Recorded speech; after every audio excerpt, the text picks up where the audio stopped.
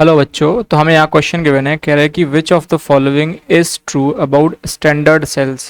तो standard cell जो हमारे होते हैं उसकी कुछ कंडीशंस होती हैं, ठीक है। तो यहाँ पे कुछ कंडीशंस गिवन है। तो पहला कंडीशंस बोल रहे हैं कि it's potential should be reproducible. तो ये बिल्कुल सही बात है। ये इसका जो पोटेंशियल है रिप्रोड्यूसिबल होना चाहिए, मतलब हमको बार बार वही पोटेंशियल मिलना चाहिए। अगर हम सेल को कहीं भी बनाएं तो रिप्रोड्यूस सेम को पोटेंशियल का होना चाहिए, रिप्रोड्यूस होना चाहिए, ठीक है।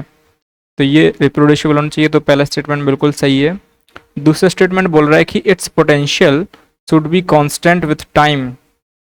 तो इसका पोटेंशियल जो है ना, टाइम के साथ डिक्रीज नहीं होना चाहिए, एक कांस्टेंट पोटेंशियल हमको मिलना चाहिए। ये स्टैंडर्ड सेल का एक कंडीशंस होता है, ठीक है।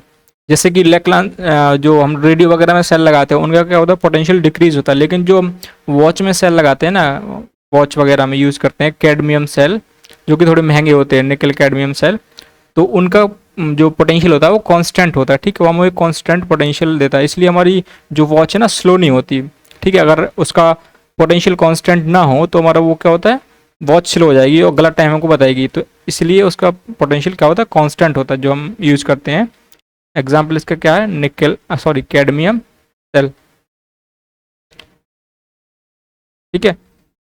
और इसको रिवर्स भी किया जा सकता है इसके पोटेंशियल को, ठीक है। तो ये ऑप्शन हमारा बिल्कुल सही है। It should not suffer permanent damage due to the passage of current, ठीक है। तो अगर हम इसमें करंट पास करें तो इसमें डैमेज नहीं आना चाहिए, परमानेंट डैमेज, इसमें डैमेज नहीं आना चाहिए। मतलब करंट को हम बार बार पास कर सकते हैं इस तरीके से, मतलब लगातार इसमें करंट पास हो सकती है।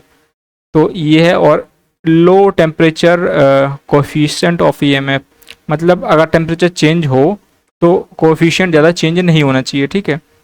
टेम्परेचर चेंज करने पे ईएमएफ हमारा ज़्यादा चेंज नहीं होगा, ठीक है, सेम ही रहेगा मतलब। तो ये भी ऑप्शन हमारा क्या है, सही ऑप्शन है।